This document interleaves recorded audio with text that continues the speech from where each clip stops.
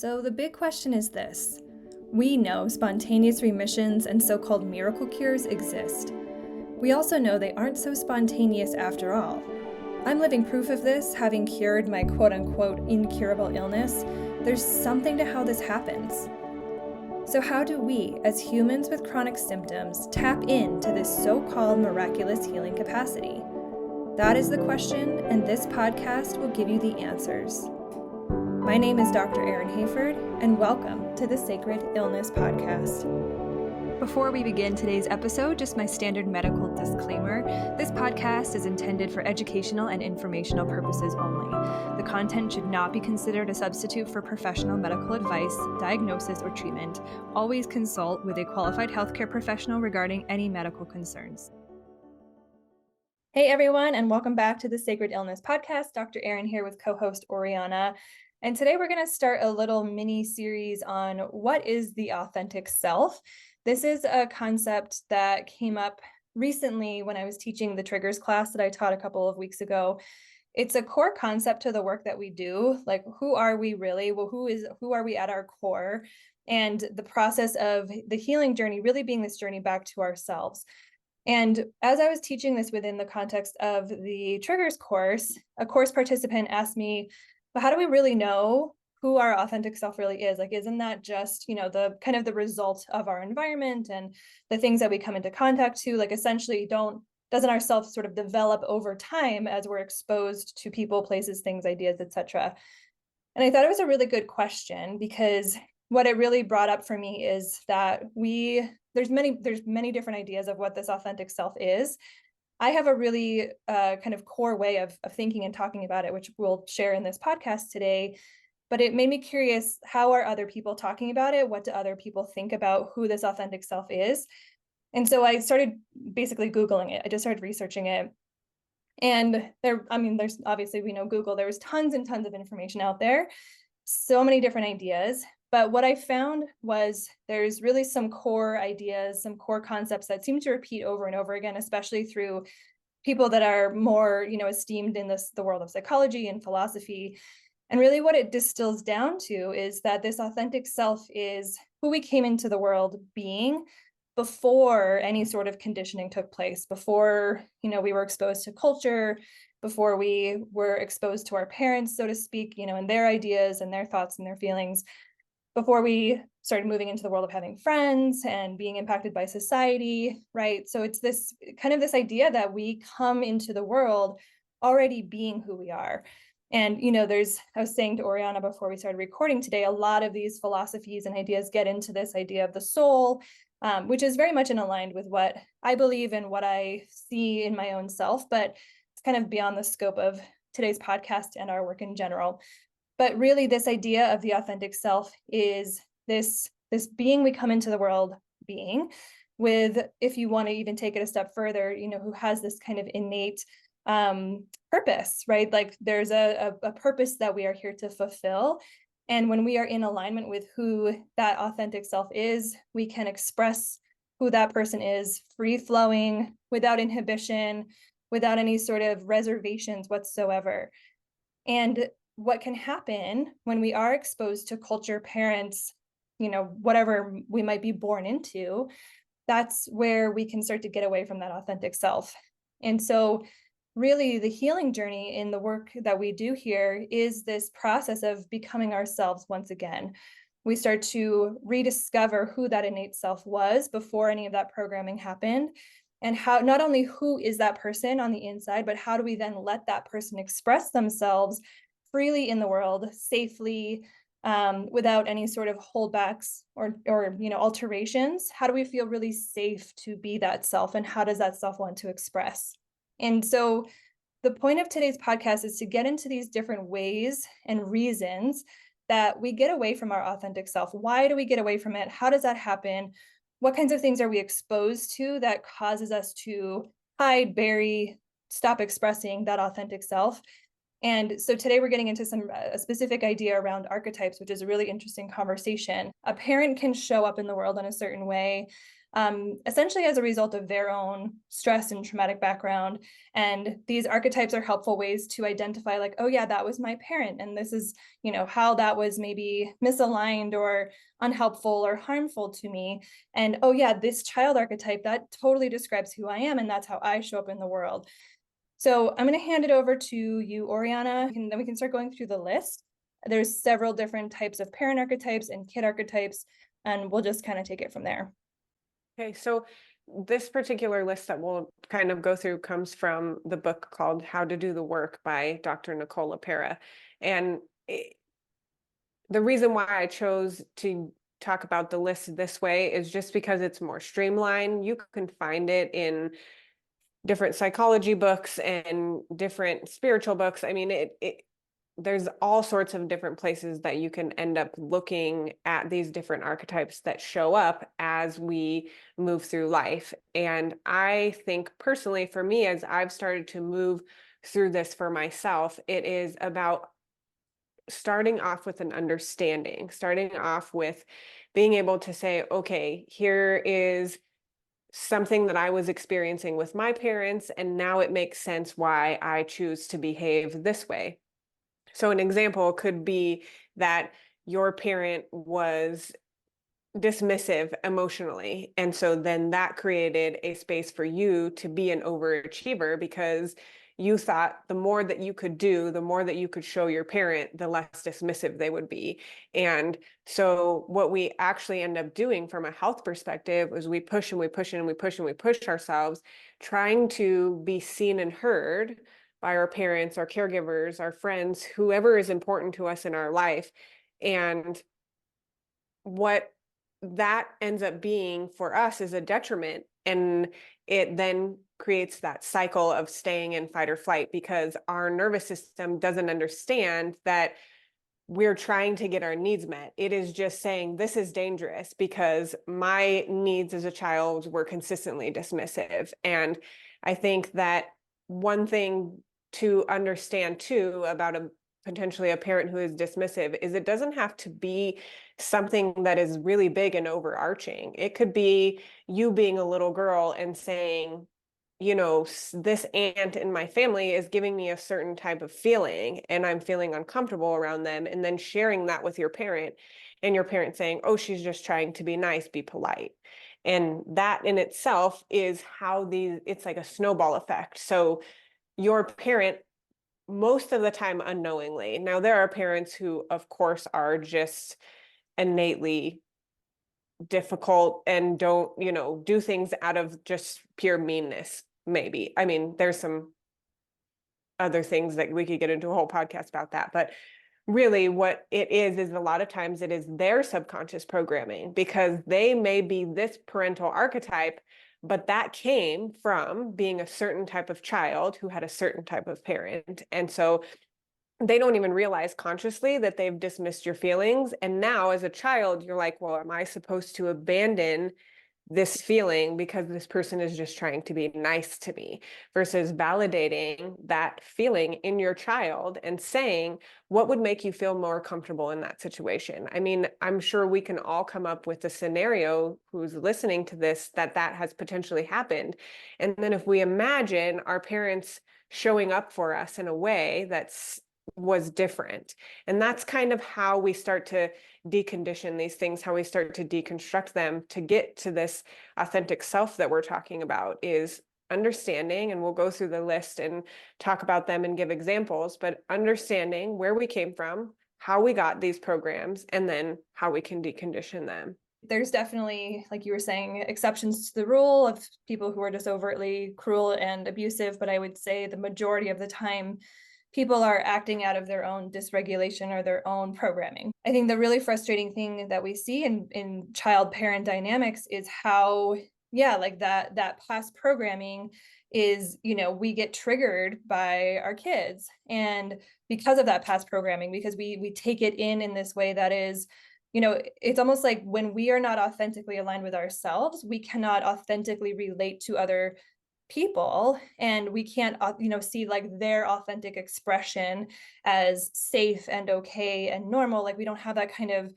presence of mind, right? Because we've learned to interpret certain behaviors and certain things in certain ways, and so we're responding out of this place of like hurt and dysregulation and trauma.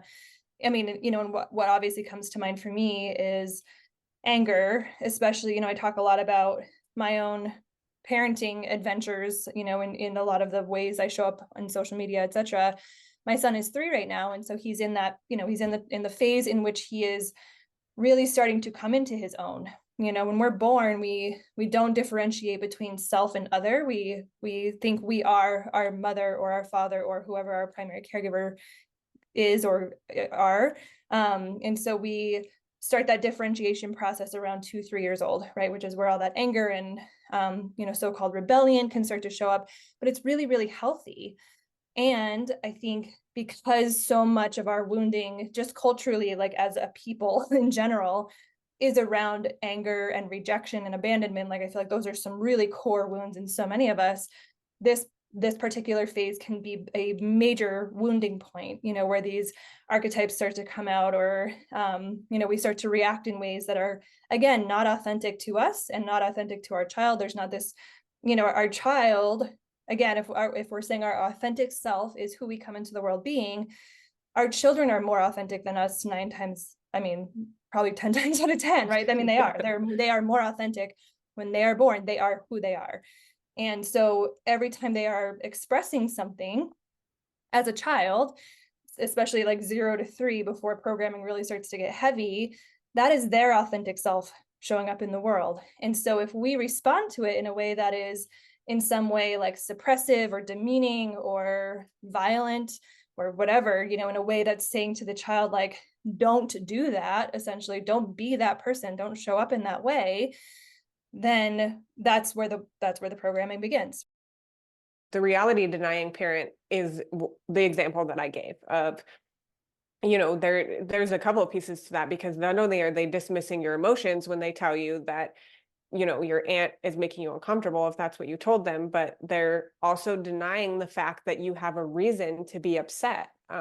If when your children are 3 years old, I have an adult son now, but when my son was 3 years old, there were a lot of those moments where he would act out in a way that my wounded self would feel like was not appropriate. And so to not deny his reality, I would often have to just allow him to play that out, regardless of how uncomfortable it made me feel. And I think that is how we get to that space of denying reality, because we haven't done work to regulate our nervous system so that we're not uncomfortable with the way our children are behaving. I mean, we have so many things set as a society on how children are meant to behave. Make sure your children wear shoes when they go to the store, and they shouldn't be screaming and yelling, and, all of these things. And so we take not only what our parents have taught us about how to raise our children, or to us about just being children, but then as we become parents, we take on that. We take on the way society is, the way other moms are. I mean, with social media, that's a whole nother piece to that puzzle. And so that's why I think it's so important to realize if you had this type of parent, if you may be behaving as this type of parent, because once you realize that, you can almost see in yourself, okay, I'm behaving a certain way that's going to create this reality for my child that makes them feel like what they're doing is wrong. For an example of this, I heard a mom in the store a few months ago. I was in Target, and her kids were in the cart, and they were all doing different things. Like, she had 3 kids. So one was trying to climb out of the cart, one was screaming, one was crying. So they were all had their own little emotional things going on, right? I mean, we don't realize how stimulated children are in those situations. There's so many things for them to touch and see, and there's people, and it's a whole thing. And we are also stimulated as well. So she told her children, everybody needs to sit down and be quiet, or nobody's getting any lunch. And so, do I think she was a bad mom? No, I think she was overstimulated, and she then denied her children the fact to express their emotions, and then tied it to a basic need of being able to get food. And so you're always going to have the one child that's going to rebel against it. They don't care. I don't care if I'm going to get food or not. I'm going to keep acting this way. But the other two kids got quiet because they made that connection instantly, because kids are so much more intuitive and smarter than we give them credit for. So they instantly made that connection of, I know I'm going to be hungry in an hour. When it's lunchtime, I'm going to be quiet because I want to eat lunch. And Yep. so we don't realize what that's doing to their nervous system. And in that moment, all we want is for everybody to stop, Yep. basically, because we're dysregulated with them. So that's just a couple examples of that particular type of parent. Absolutely. And yeah, that is such a great example, because that shows how that, I mean, that's a core need, right? Food. We need food to survive. And so when there's some sort of like when we are innately overstimulated as kids, like you said, that's a very normal, like we have, our brain is continuously developing until we're 25. So really, we don't have emotional control, especially at, anything under 7, right? And even like like we just don't have emotional regulation. We don't have emotional intelligence, right? We are pretty dysregulated beings for the first 25 years of our lives, which I think if we all reflect back, it's like, yep, that's true. I mean, obviously it gets better as time goes on, but especially the younger you get, the more and more dysregulated that nervous system is. And that is a literal developmental thing. Like the white matter in our brain is not there. The myelination is still forming in many aspects of our nervous system as we grow and change throughout life. And so that innate response, especially like 3 kids, Target, like, there's a lot of stimulation, there's bright lights, there's a lot of people, there's toys everywhere. Like, how could you not just be like, like it's a very normal response. And that being paired, so essentially what happens is then it gets like associated with, when I feel this way in my body, there is a threat that food is going to be taken away from me. And so this feeling in my body of feeling stimulated and stressed and overwhelmed, or excited, even, it's not always negative, right? Feeling excited or just happy to be with my siblings and like, oh, I love this store. That is a bad feeling, because the result of me expressing it means I'm not going to be fed. And, it can be so many things. It can be that one time, like maybe that's the one and only time that mom has ever said that to her kids, right? Maybe she was desperate and that was like a big gun she could pull out to like stop the behavior. And, we've all been there as parents. And so that might be a one-time event. And like you said, some kids are like, meh, whatever, I don't care. Some kids, that's going to stay in their brain forever. Or that could be her go-to threat, right? Like that could be the thing that always comes out. And so that, either way, that imprint can happen on a one-time occasion, or it can happen due to repetition. It's more likely to happen with repetition, especially if the parent doesn't come back around and say, I'm so sorry, sweetie. I never should have said, like, you're not going to get lunch. You will always have lunch. You will always have food, right? And we'll get into that. That's the reprogramming work that we do. But that's how those pairings can happen. And that's how then we start to suppress those innate expressions of self. And as you were talking, I was like, okay, so I definitely am pretty good at this in my home, in like the safety of my home. Like when my kid is acting up and expressing big feelings, like my husband and I are both really good at like holding space and talking, being there with him, mirroring him back emotions, like being present to what's coming up for him. But just yesterday, we were at the grocery store, and same idea as this Target story. Like anywhere you go with your child that's overstimulating, there's just a lot of stuff. He's like, "What's that? I want this. Can I open the freezer and slam the door? Can I do that?" Like he has all these things he likes to do when we go to the grocery store.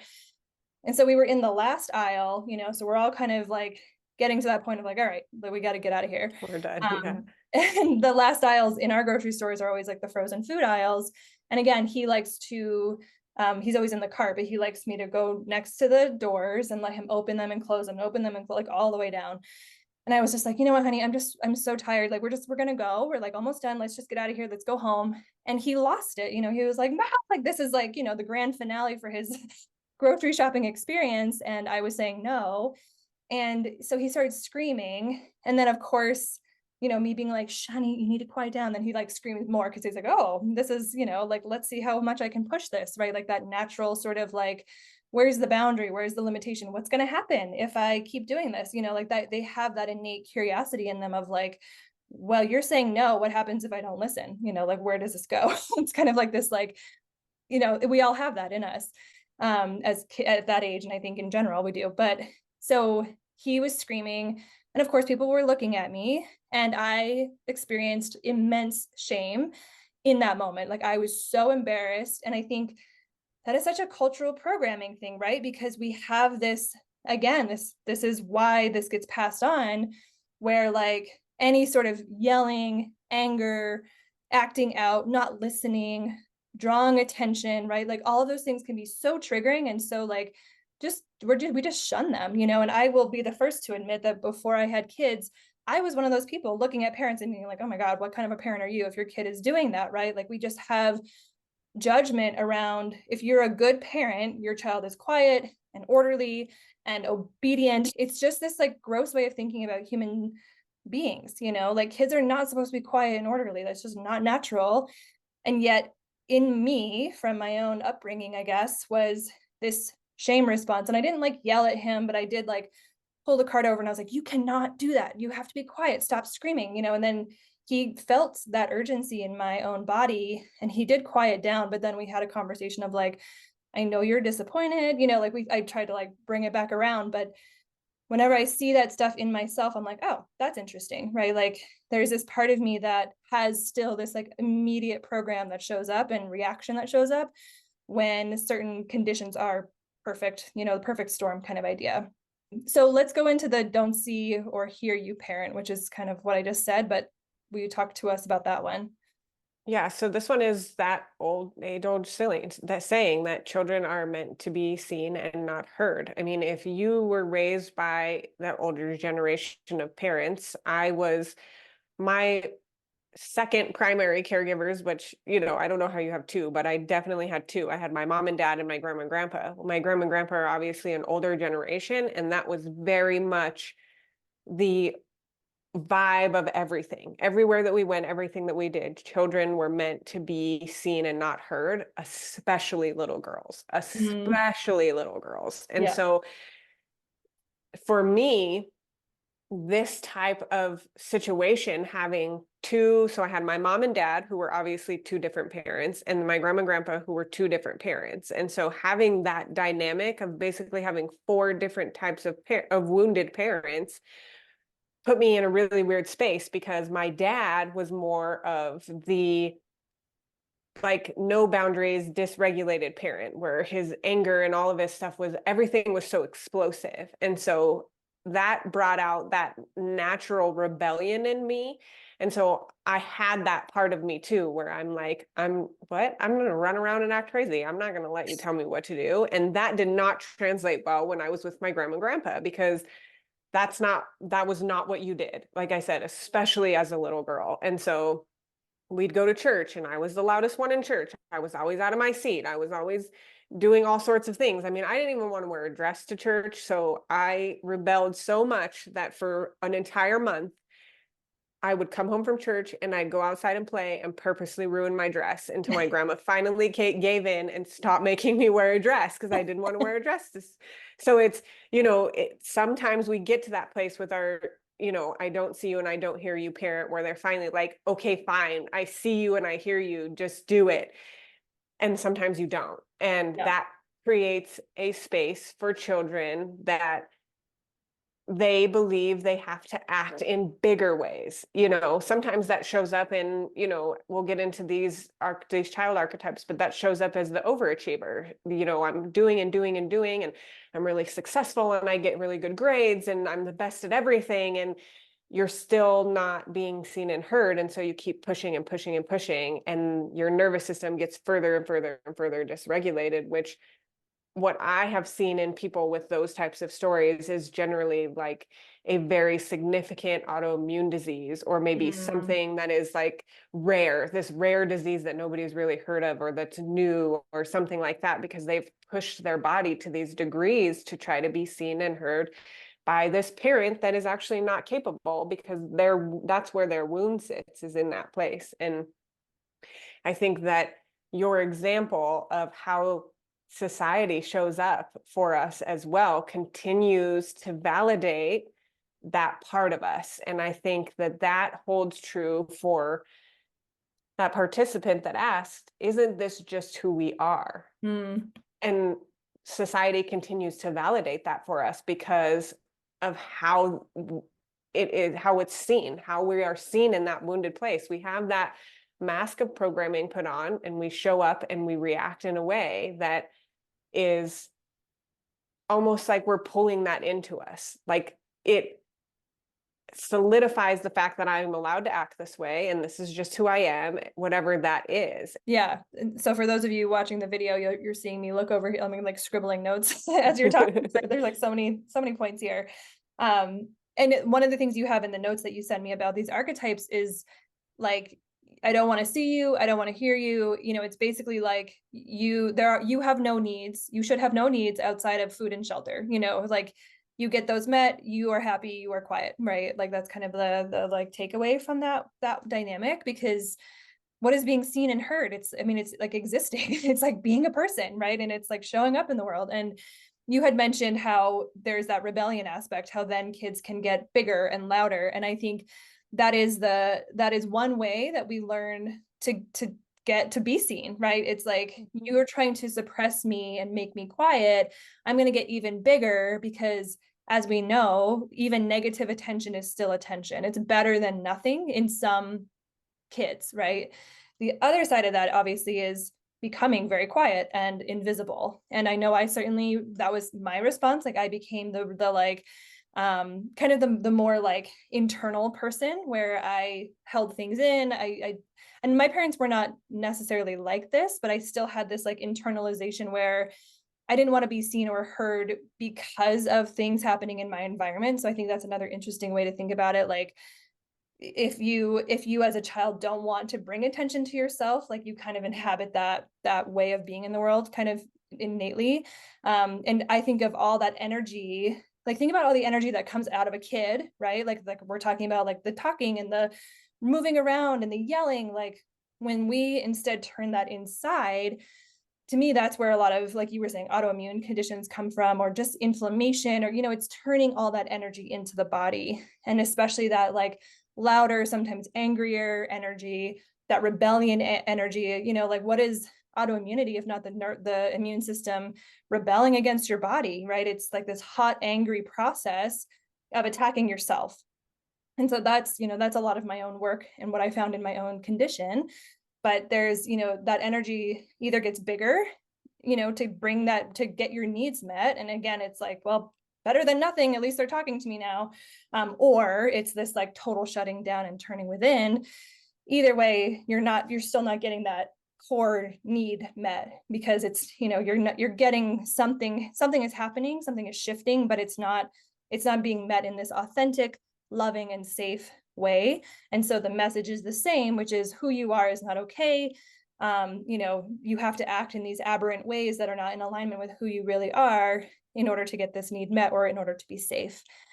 And you kind of alluded to this earlier, and I just want to circle back and reiterate these conversations are not about blaming our parents, or, you know, like, I don't know, just being like harsh on our parents. And you hear this a lot when people talk about childhood trauma. Everyone, for the most part, is doing their best, right? Everyone is sort of a product of the environment in which they grew up. And to kind of link that to what you were saying, like that idea of like, this is just who we are, this is how life is, this, you know, right? Like, I think a lot of this work is uncomfortable because we're fighting against these automatic programs that are very comfortable. Because to us, what is comfortable is what's familiar. And so even though it might suck to get yelled at for, you know, I don't know, like standing up in a booth at a restaurant, there's still this just like, well, that's just how life is. That's just, you know, that's what we do. That's how we are. So when we start to explore like, well, maybe it's not, maybe that's not really who we are or how it has to be. And it, you know, that doesn't have to be how we show up in the world. It gets uncomfortable because we're starting to break out of these familiar cycles and patterns that have just been perpetuated for generation after generation after generation.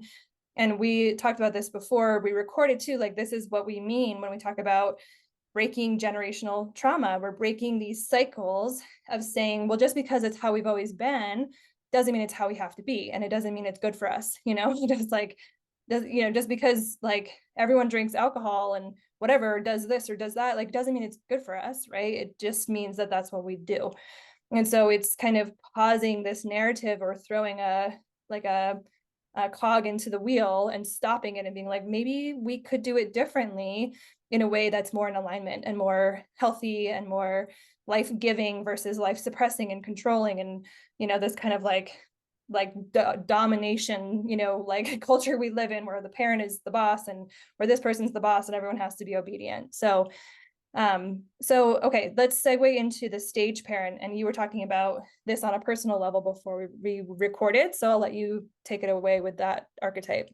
Yeah, so the stage parent is basically a parent who vicariously lives through their child. They want to mold and shape them in a way that comes from their perception of what is going to be successful in the world, or how they will get their needs best met. And myself, I was a stage parent. That is how my wounds as a child, that I didn't necessarily understand that I had, much less healed, came out as I parented. Was, how can I make my son the most successful? But it was based off of the way that I grew up and based off of my perceptions of the world. And what I learned throughout being a parent is, it's not about being in charge of your children in that way. It's about guiding your children in the way that best suits them. And in order to do that, we have to step out of these wounds. We have to, like you said, throw that cog in that wheel and stop it and say, okay, how am I showing up, and how can I actually show up in a better and different way based off of the needs of my child, versus trying to get my needs met through my child, basically. And so this idea of stage parent for me, and how it showed up in my personal life, was I watched not only how my parents behaved with me, but with my brother. And my brother we were very, very different. My brother was the underachiever. He was the one that was always in trouble and doing all sorts of things. And then he, was trying to get his needs met through misbehaving. Watching those dynamics play out in my parents through him, and then me becoming the overachiever through this, dynamic of having 4 different parents, showed up in my son of, I don't want you to be that way. I don't want you to not show up and not do well and not live to your potential. So I was constantly pushing him in everything that he did. When I was doing it, I didn't realize that I was doing it from that place. I really, truly believed that I was doing it from a loving place of a parent being able to see how smart and how amazing their child was, and not letting that slip by them, because for whatever reason, I believed he couldn't see it in himself. And I think innately they do. I think they know who they are. We believe that they don't. And so we start changing them unknowingly based off of our own stuff, versus just letting them play out who they are, because like I said, innately they know from the time they were born. And so as a result of pushing him, I pushed him in school. He was very, very smart. They wanted to put him in gifted and talented classes in 2nd grade, and I ended up not doing that for him because I wanted him to also have the social aspect of school. And so, but I still pushed him really hard. And I still, he played sports. I pushed him really hard. I pushed him to be the best, to practice harder, to try harder, all of those things. And he did really well. He did really well up until high school. And then high school was when he started to show to me his own child archetype, which was the underachiever. Now I'm going to start pulling back and being invisible and not doing as well, because he was afraid to fail because of where I made him believe he had to be loved by me, to be worthy of my love. And so that created a really, really difficult dynamic between us, because it was like, to me, felt like rebellion, but there was also, we were unable to communicate anymore, because I couldn't, at that point, it was like almost this intuitive rebellion that was coming from within him to me, that I was no longer able to push him. I couldn't convince him to get good grades and to go to class. I just couldn't anymore. It wasn't like when he was younger. And so it was almost like this natural way that his body was telling me no more, by him just not, like, he just wouldn't engage with me. He would just walk away or whatever. And now as an adult, as he works through his own stuff, I can see that he's starting to realize that that actually doesn't serve him. If I had to do it over again, I would say, don't put your kids in such a box so young so that they can learn who they are when they're little, and they don't have to start trying to learn who they are in their 20s. Because I know that that's like a typical societal thing that we kind of make okay, that you go out and you find yourself in your 20s. But I think we can be so much more whole as humans and as a society if we can be allowed to be ourselves right away in life and not be programmed into these boxes based off of our parents' wounds, based off of our own wounds if we're parents. Hi everyone, Dr. Erin here. So by now you're starting to get an idea of some of what the sacred illness paradigm is all about. The sacred illness paradigm is all about this question of what is your illness inviting you to become? What is it that lies within each of us that allows some of us to acquire so-called spontaneous healing or remissions? And what is the key to unlocking that innate self-healing capacity in each and every one of us? The Sacred Illness Blueprint is something that I developed as a guide to help you walk through this process step by step to learn how to move deeper and deeper within yourself to find these layers of dysregulation, of trauma, of limiting beliefs, of things that you're holding within your system that are keeping you small, stuck, and sick. Ultimately, if we ignore the mind-body connection and are not exploring the ways in which our nervous system continues to be dysregulated or in a chronic state of activation and stress, any healing modality that we put into our body from the outside in is going to be less effective, if not effective at all. So if you are currently feeling stuck, lost, confused, or disillusioned in your healing journey, feeling like you have tried so many things, you have tried so many modalities, you have worked with so many providers, and you're just not seeing the results you want, know that this is normal, and of course you're not, because this foundational mind-body connection is often, if not always, missed in all of these modalities. And just like we can't build a house on top of sand, our healing cannot grow and blossom and be strong and successful if the foundation is not laid first. So rather than doing something different but similar to everything you have tried before and expecting different results, I encourage you to consider doing something different altogether. This is where I invite you to explore the Sacred Illness Group Coaching Program. This is a low-cost monthly membership option that I have created. It's constantly open, constantly enrolling, where you can begin to explore this completely different way of engaging in your health, in your body, in your illness, and in your healing process.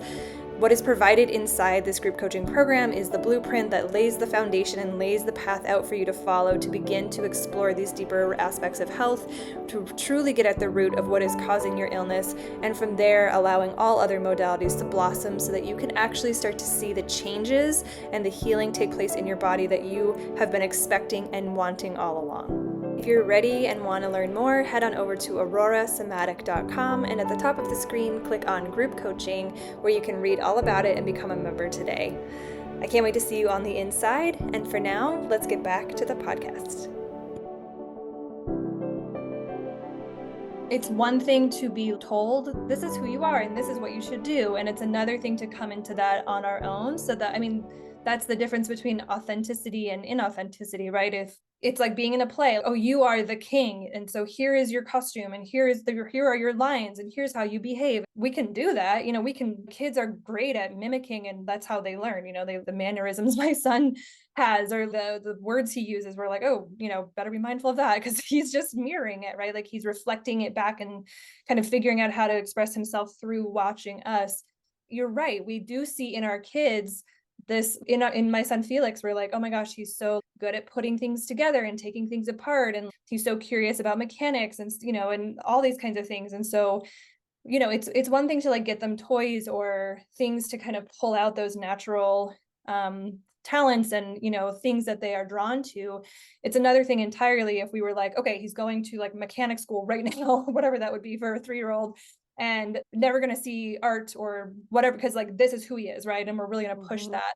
Because then it's basically we're locking him into a role and we're pushing, you know, we're pushing that certain aspect. And instead of him, I mean, first of all, it could change, right? That's probably a normal thing for a lot of kids to go through. And then it might change and it might adapt, right? But if we start pushing certain things, then not only did they not get to come into it in their own right and build that confidence in their own right and own it, like, this is who I am. If they aren't coming into that on their own and they're not allowed to like naturally evolve through the different, you know, like the ways in which that might take him to something else and something else, right? Then yeah, then we're forcing them into a role, which I think is the stage parent is perfect, because I guess maybe that's why I was talking about being in a play, right? It's like putting them on a stage, like, this is the role you play, this is who you are.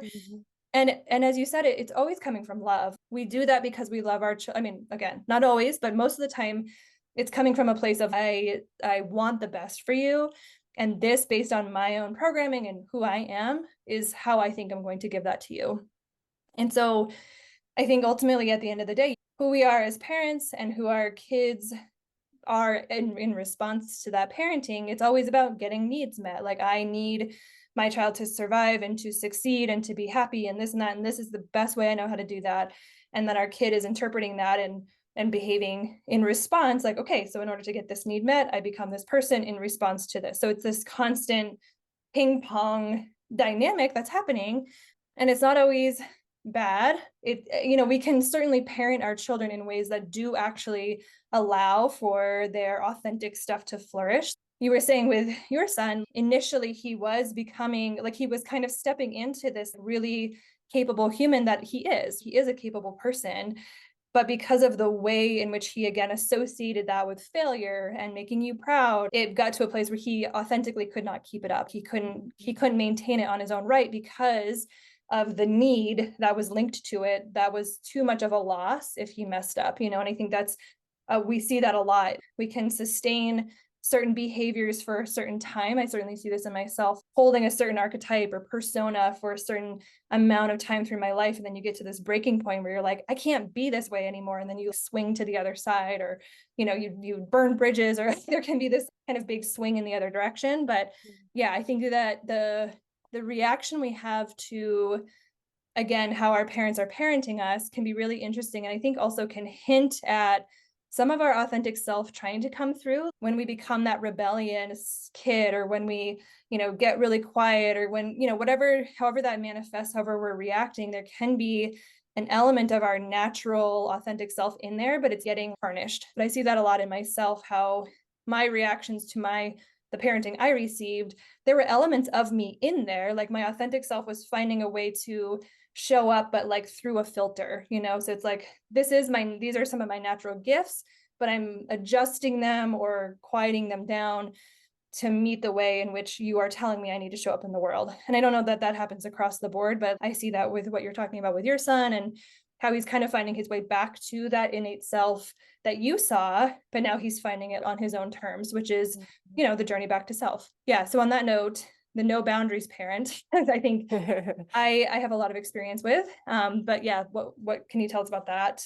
So I think the no boundary parent is the parent who doesn't understand that their children intrinsically knows boundaries. I mean, we see it all the time, especially in little children, where, you know, they hide behind their parents when there's people around, or they say no, you know, in situations that maybe you don't want them to say no, but they know what their boundaries are in that sense. And as the no boundaries parent, they watch that parent not have boundaries, or watch them continuously cross the child themselves' boundaries, and then it becomes now a child that doesn't know how to hold boundaries anymore, because they don't understand. Like, it's almost, they stop trusting themselves, they stop trusting that intuition, they stop feeling like boundaries are something that we're supposed to do. We're always supposed to have those open, and that's what that type of parent does, is they always have it open. So somebody, you know, can just come in and do whatever they want, and they're like, okay, well, I'm here for it, because they don't know how to create boundaries. Chances are that particular parent archetype had a parent that also didn't have boundaries. I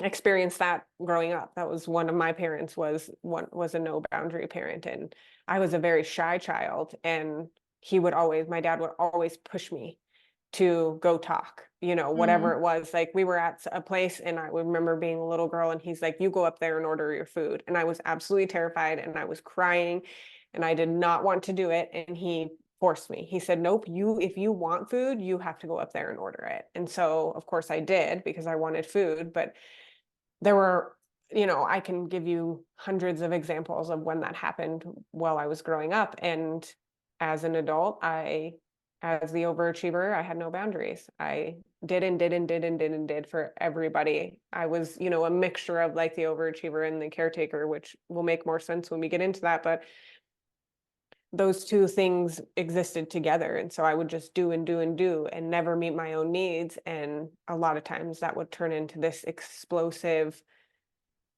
aggression or anger that didn't make any sense for the situation, because I was exhausted and I was depleted, and I didn't know how to admit that to myself, or to be like, enough, I can't do this anymore. What happens when we're taught to not have boundaries is we're constantly putting ourselves in situations that don't feel good. And I think that that's when I think about my own health issues and I've tied those things together, it makes sense. Like, the health issues that I have, and those things, not having any boundaries, being the overachiever, being the caretaker.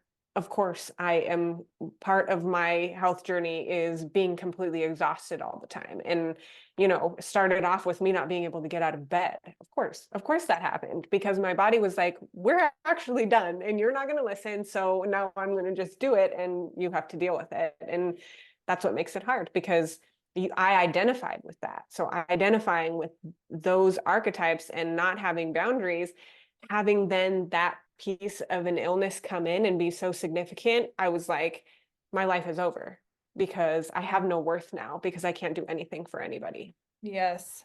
Yeah, that's huge. Because I think that's a big part we haven't even mentioned, is how we tie our worth to the ways in which we get our needs met. Like, the things that get us what we need are what make us worthy. Like, when I show up in this way, when I behave in this way, I get my needs met. So that's what my worth is built upon. And like, that's how I'm enough. That's how I get love. So like, we start to have this unhealthy identity around my worth is contingent upon me showing up in this way, because then I get like paid, quote unquote, with food or attention or whatever, right? Like, there's this equivalence of worth and like what we get in response to it. And the more needs that we're given, the more worthy we are. And so I think that's a really important distinction of how that can get all convoluted, right? And how we get away from the reality that we are innately just worthy of love and food and shelter and appreciation and like being who we are. Like, I know that's a hard concept for a lot of us to believe and to accept, because we are, most of us, in some way, shape, or form, removed from our innate worthiness, and instead have linkages to, no, my worth is based on this, because that's what got me my needs met, and my needs are, have inherent value because I need them to survive. And so that's, it gets all messed up. One of the things you said, so yeah, this no boundaries thing, I think, is huge, because there's like so many ways in which this can show up. And I have seen exactly what you have said in so many of my one-on-one clients, where when we are raised by someone who has no boundaries, and it's just this like limitless expansion of like, there's no boundary. Like, it's a lot of saying yes, a lot of people pleasing, a lot of like just continually doing and doing and doing, right? It's like, there's no stopping. there's nowhere you draw a line and say, no, thank you, I don't want to, whatever, right? Like, it's always this constant pressure to continue to expand. And I have seen the reaction in my patients and my clients as what you said, like this complete shutting down. And mentally, emotionally, that is depression, right? Like, that can show up as a depressive spell, or, what we think of as clinical depression, where the body is essentially saying like, nope, no more. Like, if you're not going to set the boundary, then I'm going to set it for you. I mean, that's Gabor Mate's book, When the Body Says No, right? Like, that's a very, very big way our body says no, by basically debilitating us, whether it's like weakness or pain or depression, right? Like that mental block of like, you are not getting up. No, here's the boundary. I'm done. So I think it's fascinating too, when I do this work with people, how there is this really kind of straightforward connection between how we've been programmed to show up in the world and how that is, essentially betraying and abandoning our authenticity, and how that then manifests physically. Like there's such interesting overlap with that. I was thinking about my own parenting, the parenting I received, and how this is absolutely an element of the parenting I received. There was one parent that had no boundaries, and then there was another parent who had like, there was like a combination of like the reality denying parent, the stage parent, the appearance parent, like the kind of all the other ones combined into one. But it was a lot of like limitations of this is who you are and this is how you show up. And then it was like the other parent being like, oh, there's no limitation, whatever you want, I'll say yes to everything you need and want. And so then it was a big conflict there. But I think that also shows how parents can have multiple archetypes, right? Like it's not just like this parent is this parent is that. Like they can manifest and show up in a lot of ways. And sometimes it can be contradictory. Like sometimes there's no boundaries, and then sometimes there's a lot of strictness, and that can be very, very confusing too. I think for me, the way the no boundaries piece really wounded me is that it really prevented me from developing like a really core sense of self, right? Because it was just like, again, it was just that saying yes to everything, always trying to show up in a certain way, like there's no limitations. It's really hard to know who you are when you're just constantly moving in a certain direction and expanding and not listening to what your innate self is saying, what it's wanting and what it's needing. Because essentially that's what boundaries are, right? It's responding to your body, to your mind, to the sensations that you're feeling, to the needs that you have. And it's saying, this is okay, it's in alignment, this is not. And so I think the no boundaries is particularly wounding to having a core sense of self for that reason, because it's not allowing you to find the edge of any of those aspects of self. Like there is no self. You are just whoever and whatever, it's like a balloon that just keeps blowing up. It's like, where is this balloon going, or what does it look like? We don't know, because it just keeps going. Again, terrible metaphor, but there you have it. So then the next one we have on the list is the appearance parent. Let's talk about this one, because this one rings true for me too. Yeah, this one does for me too. I had this parent, my mom was this parent, and her mom was this parent. So this is one of those ones where you can see how, I mean, looking back on it, I can see how, but in that moment of when they were happening, even as a child, I could see how it went from my grandma to my mom to me. And potentially for my grandma's mom, I didn't know her, but in pictures, she was very like well put together, and everything was like just so. And so I'm sure was handed down from generations, but it's basically a parent who ties everything, your worth, the way that people see you, the way that people are going to treat you, to your outward appearance. And for me, it was so significant. I mean, my grandma even said when we were growing up, like, you never leave the house without being dressed, without combing your hair, and there was so many different aspects to that. Like, it wasn't just being dressed and combing your hair, but to smell a certain way and to make sure that your skin looked a certain way. And all of these things that she had put in place were being exhibited by my mom, who was like a real life Barbie doll. She was gorgeous, and everybody would just, fawn to her because she was this really gorgeous woman. And then there's me, who looks absolutely nothing like my mom. Like, my mom was literally Barbie. She was blonde hair, blue eyes, like, so I look nothing like my mom. And so watching these two women play out this dynamic, I started off very young believing that I was not pretty, and I was not, in my opinion, I was never going to be worthy of love, and nobody was ever going to treat me well, because I could not live up to that at all. And so it played out a lot in my life of very low self-worth, very low self-confidence. And it then manifested when I started on my healing journey, my physical healing journey, of having acne. That coming out while I was going through this so significantly just tied back to that, of now I'm absolutely not worthy, right? Like now I can't do anything for anybody and I'm hideous. So it was like, these two things that were like, you have to look at us and you have to heal this part of you, because this is the only way that we're going to be able to move in our life authentically, because you are not these things that these people put out there for you. Your worth is not tied to these things. So it's like my body was telling me those things through this programming that I had received. And through all of this work and work with you and doing this work with you is how I have listened to those messages, is understanding this part of me, being honest about it, because it's difficult to be honest and say, I have very low self-confidence issues. How can I work on them and empower yourself from a place? Because it's easy to point outwards. I could just say, well, it's my parents' fault because they were the worst, and then nothing gets fixed. Or Yeah. I can say, how am I going to do this for myself, and why? Yeah, and talk about another reason to want to disappear or shut down. I mean, in acne, it's so interesting. The people I work with acne too, there's something really about, it's such a visual thing, like especially when it's on your face, right? You can't completely cover your face all the time. And I had a patient who had really bad acne, and we did we did everything for workup. We did all of the tests, all of the, this is back when I was practicing more traditional naturopathic medicine. Everything was normal, everything was fine, everything we did to treat it was like, what, and so that's what, that is my prime candidate for like, okay, what's the mind body connection? Because we've done all the foundational physical stuff, we've gone into the more depthy lab testing and stuff that naturopathic doctors can sometimes get into. We're coming up with nothing. When there's just nothing coming up on the physical plane, we have to look at that mind body piece. Not my argument is we should no matter what, but he was like super happy when COVID happened because he could wear a mask and that was covering up half of his face. But his shame around his appearance was so big that he like literally did not look at himself in the mirror. And this is like a handsome, young man who just is starting college, like he was finishing up his high school career, and very well liked, very loved human being, really sweet kid.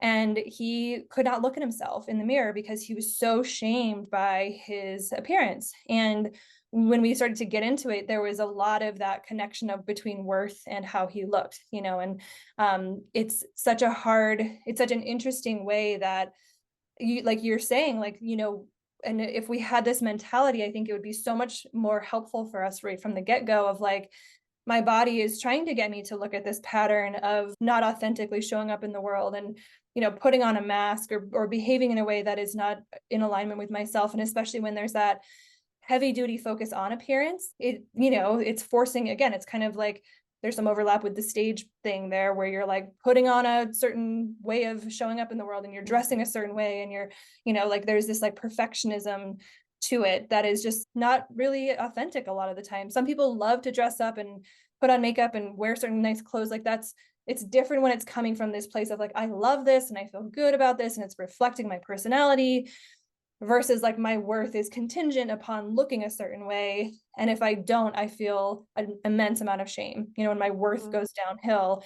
And so again, it's like the body trying to get you to tune in, and what a strong way to get you to really look at yourself, no pun intended, than to put it right on your face. And again, that's not going to be the root of everyone's acne, because the manifestation of symptoms is always going to be different, but there can be some really similar themes between person to person. And the other thing I want to say about this one in particular, as I had mentioned, this one is familiar to me, but not for myself. And this is an important distinction, is that we can adapt our behaviors based on either what we experience directly or what we witness. And so I have an older sibling, and she used to dress in like, for to say it mildly, like eclectic ways. Like she went through a lot of phases and she was very expressive with her appearance and, dressing in certain ways. She got a lot of flack for that. Like she got in trouble a lot of the times, and sometimes had, a lot of negativity coming her way. And that to me imprinted, it became clear to me that there's some parameters about how you show up in the world. Basically, like you have to look normal. I think, whatever that means, right? Like that was the message I received, was look normal. And I feel like to this day, I am like bored with the way that I dress and the way that I show up in the world a lot of the time, because I feel like I'm just kind of this leggings and shirt kind of like, there's no creativity. And I don't think that's necessarily who I am anyway. I don't really necessarily care about that sort of thing. But I wonder if I had felt freedom in being more expressive with my appearance, based on what I had witnessed with my sibling, would that be different? I don't know. And then the last parent, I could be part of all of these other archetypes, but is also definitely its own category, which is the dysregulated parent. What do you have to say about that one?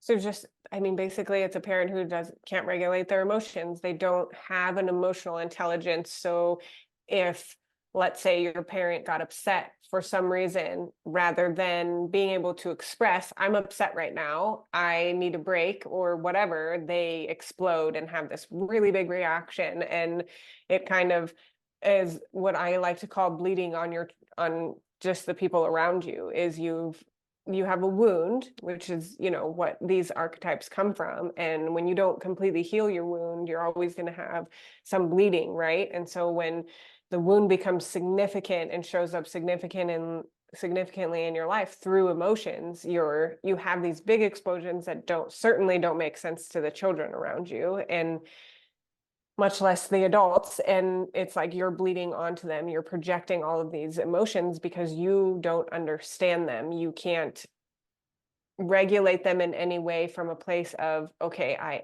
being able to even come in to say, I am upset.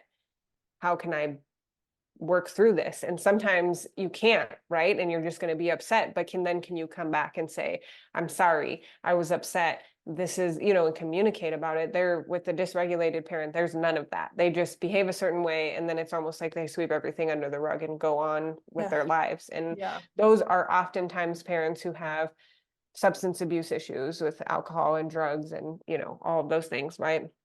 I had one of those parents too. And both of my parents fell in that dysregulated category. My dad, we called him a functional alcoholic because he could work. My mom was on the more extreme side of that. When she started to really get into her addiction, she couldn't work. A lot of times she couldn't even get out of bed during the day. And so I saw both sides of that. And, so it was like this was all constantly being reinforced in my life of, this is just how parents are. They're just crazy and we just do crazy stuff. And so it was, it gives me the opportunity to say that, to express that this is the place where we can show ourselves grace, because it was constantly being reinforced in our lives. And it's not, like you said before, a blame game or anything like that. It is something that is significant and deep rooted. And that's why this work, I feel like, is revolutionary and a really great space to start to move into, because we can move away from this and start parenting and healing ourselves in a way that, we're moving authentically in this life. To me, I think about the experiences that you can have when you're moving authentically in life. You don't have to show up a certain way. You don't have to go to a group function or even to the grocery store and be dressed a certain way or act a certain way or any of that. You just get to show up as you and be present in whatever it is that you're doing. Like that changes your whole life, changes your whole experience. And if, from a more spiritual place, if that's part of why we're here is to experience, then why not want to experience it as your most authentic self? Amen. 100% agreed. Yeah. And this idea of like getting back to the authentic self, and especially, I mean, I think that there's ideas too around like we choose our parents, right? Or, people say we choose our parents before we come into this world, and the ways in which they behave and the ways in which they treat us are part of how we get pushed to finding our authentic self. So it's almost this interesting, part of what I wonder about the authentic self is, and like finding that authentic self is like, it's almost like we're supposed to get away from it, and part of how we really step into our purpose is by going through the challenges that we faced and the layers we put on that are inauthentic and that like make us not feel good and make us not feel healthy, and that can actually cause disease, and at the very least just make us feel dissatisfied. I think that's kind of the cornerstone of not being in your authenticity, is a lack of satisfaction, right? Because you're chronically finding yourself kind of like in situations that aren't really exciting or don't feel good, or like in toxic relationships, or just, not like the most exciting relationships that you think you could have or wish you could have. You might be in a job that's like, a mindless 9 to 5, you're punching in, punching out, like, right. Like we go because of our, first of all, our lack of alignment with who we really are and what we really want, but also that like feeling that we can have what we really want and we can have a good life, because oftentimes that gets taken from us too. This, again, our innate worth tells us like, you get to have the life you want, you get to be happy, you get to be healthy, you get to pursue the things you dream of. When we don't have that, when that's taken from us, we subscribe to what we were saying earlier of like, this is just how life is, this is just who I am, everyone does it, that's it. And so I believe, as we're talking, it really seems clear that the purpose of having these experiences is to get us to get back to that authentic self, because first of all, no one's perfect, and there's not going to ever be a perfect childhood where every condition is met, where that authentic self just stays the course.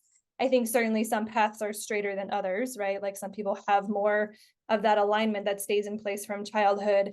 And I believe also that that's going to get better and better. And I don't know, maybe this is what every generation says, but it seems like we're getting a better understanding of all of this stuff, right? And so that's leading to more awareness amongst parents and different parenting techniques and philosophies that are coming out that are much more in alignment with cultivating and keeping that authentic spirit alive.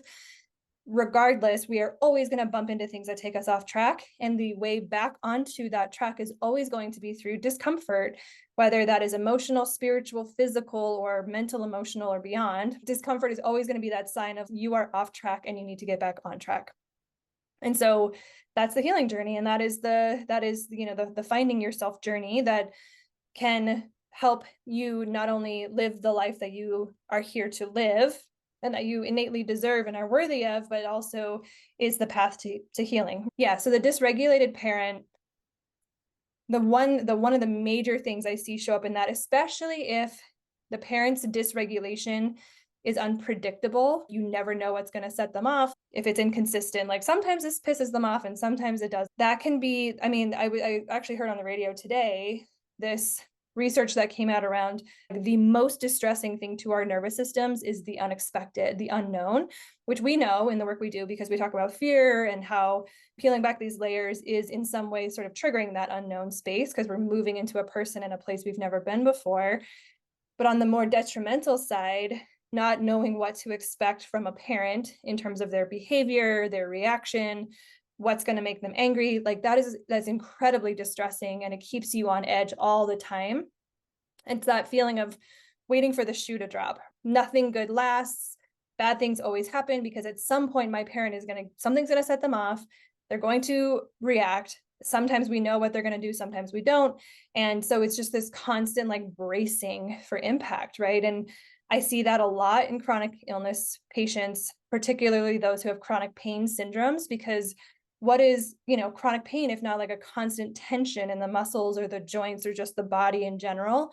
It's this like waiting, like your body is physically waiting to fight or flight because of that response that's coming out. And it can lead to even self-sabotaging behaviors also, because a lot of us just want to get it over with, right? And I see that in myself, not as much anymore because I've become very aware of this dynamic and the patterns and how it plays out in me. But there has been this pattern of things are going really well. How can I mess it up? Like, how can I get it over with? Because I just know it's gonna end, right? And that showed up a lot in my relationships. Some of the healthiest relationships I was in, I would somehow mess it up because I just was so anxious about it's going to happen. So like, at least I can have some semblance of control by being the one to end it, and I'm sure that's familiar to a lot of us. And it's not always relationships, but it can be a lot of ways that dynamic can show up. And so again, not knowing what to expect is very distressing to our nervous system. And so we, again, try to find safety, try to get our needs met by bringing in some form of control, which can be us introducing that shoe dropping. Like, well, if the shoe's not going to drop organically, I'm going to do it myself, and then at least I can rest. It's not the healthiest situation, but at least it's over with. So that's a wrap on the parent archetypes that were shared in the book by Nicole LaPera. And so again, the name of that book is How to Do the Work. And I'm sure a lot of you know her. She's the holistic psychologist on Instagram. She's super popular and in a lot of ways has popularized and spread awareness of these dynamics, which is wonderful, because again, awareness is how we start to break the cycle. So as a way to think about these parent archetypes, again, awareness is how we start to heal. And so reflecting on your own childhood, hearing about these archetypes, we encourage you to start thinking about how did my parents show up, knowing they did their best, even if their best was not good at all, that still in some way, shape, or form was the best that they could do. And so looking at those archetypes, how they showed up in the world, how those manifest in your life, and starting to get curious about, well, how might I have responded to that? Because I think even without us even going into those child archetypes, which we're going to in the next episode, you can start to, like we've been talking, like you can start to see like, oh yeah, because of that, this is how I responded. And these are the behaviors and the ways in which I, am showing up in the world now as a result of that. So stay tuned for part 2 of this mini series. And Oriana has a quote to share with us that kind of helps to wrap up this first part of our episode today. So this quote is from Charles Macy, and the quote is, "The longer you betray your authentic self, the more you believe the mask is who you are." So in my opinion, this is an invitation to lean into that discomfort, lean into the idea that change is possible and that your authentic self is somewhere outside of these programmings and outside of these feelings that kind of make you feel small and not moving in the world the way that you want to. Thanks so much for tuning in to another episode of the Sacred Illness Podcast. If you find this information shared here inspirational and educational, please share it with those you think would benefit from this work. To take this work deeper yourself, check out our website, www.aurorasomatic.com, where you can explore our coaching, community, and course options.